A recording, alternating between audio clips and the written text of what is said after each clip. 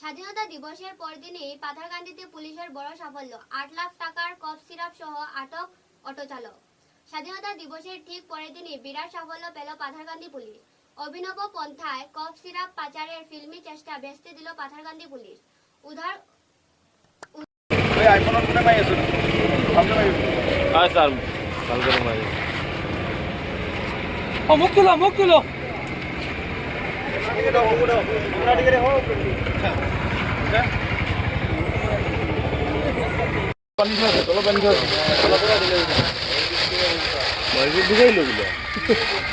গাড়ি মনে লিফট তুমি লিফট না এখন কথা লাগাইলো তো মানতো হ্যাঁ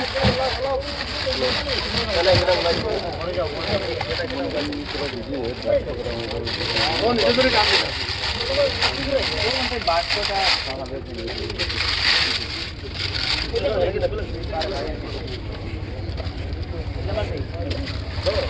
খালি হয়ে গেলে এটা এনে দিছি যাব চলে ও বন্ধ আছে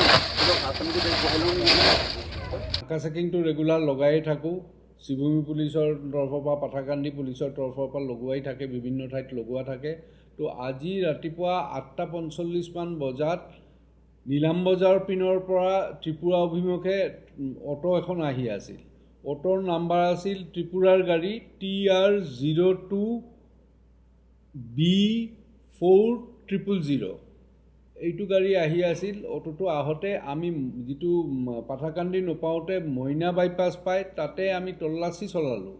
গাড়ীটো আমি গোটেইখিনি গাড়ীয়ে তল্লাচী চলাই আছিলোঁ। অটোটো তল্লাচী কৰোঁতে যিটো ড্ৰাইভাৰৰ ছিটৰ তলত আমি কোডেইন কাপ চিৰাপ, যিটো বেণ্ড NDPS ছাবষ্টেঞ্চ, সেইটো কাপ চিৰাপ পালোঁ।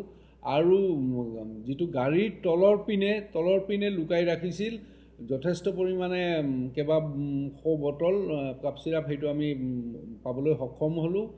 আৰু ড্ৰাইভাৰজনৰ নাম আছিল দুৰুদ মিয়া। তেখেত নৰ্থ ত্ৰিপুৰাৰ বাসিন্দা। তেখেতে লৈ গৈ আছিল। আমি যিটো অসম চৰকাৰৰ যিটো ড্ৰাগছৰ বিৰুদ্ধে নিৰন্তৰ সংগ্ৰাম সেইটো চলি আছে, সেই মৰ্মে আমাৰ পাথাৰকান্দি পুলিচৰ আজি বৃহৎ সাফল্য হৈছে। আমি আকৌ ধৰিব পাৰিছোঁ। আমি ইতিপূৰ্বেও কেইবাবাৰো ধৰিছোঁ, আজিও ধৰিলোঁ। আৰু ইয়াত আমি সৰ্বমুঠ 711 বটল আমি পাইছোঁ কোডেইন কাপ চিৰাপ, যিটো বজাৰ মূল্য আনুমানিক প্ৰায় 8 লাখ টকামান হ'ব। 8 লাখমান হ'ব। জব্দ কৰা হৈছে বটলখিনি। আৰু NDPS এক্টৰ মতে যথোপযুক্ত ধাৰামতে কেছ লোৱা হৈছে। ড্ৰাইভাৰজনক আটক কৰি এৰেষ্ট কৰা হৈছে আৰু কোৰ্টত হাজিৰ কৰোৱা হ'ব। যিটো জুডিচিয়েল কাষ্টডিৰ কাৰণে আমি পঠাম আৰু ৰিমাণ্ডৰ কাৰণে আমি লিখিম। আৰু পোষ্টটাছ কৰিবলৈ আছে। বেকৱাৰ্ড ফৰৱাৰ্ড লিংকটো ক'ৰ পৰা গাড়ীত পেকিং হৈ আহি আছিল সেইটো আমি জানিব লাগিব। ত্ৰিপুৰাত ক'লৈকে যাই আছিল, ডেষ্টিনেশ্যনটো কাৰ ওচৰত গৈ ডেলিভাৰী ডিল হয়, সেইখিনি বেকৱাৰ্ড ফৰৱাৰ্ড লিংকটো আমি ভালদৰে চালি জাৰি চাম। সেইমতে আমি যথোপযুক্ত ব্যৱস্থা ল'ম। আৰু আমাৰ সন্মানীয়া SSP শিৱভূমি জিলাৰ লীনা দলে মেডামৰ আণ্ডাৰত আমি নিৰন্তৰ সংগ্ৰাম চলাই আছোঁ। অসম চৰকাৰৰ নীতি আমি আখৰে আখৰে পালন কৰি আছোঁ। ড্ৰাগছৰ বিৰুদ্ধে অবিৰতভাৱে সংগ্ৰাম চলি আছে, চলি থাকিব। আমি কোনোমতে ড্ৰাগছ সহ্য নকৰোঁ।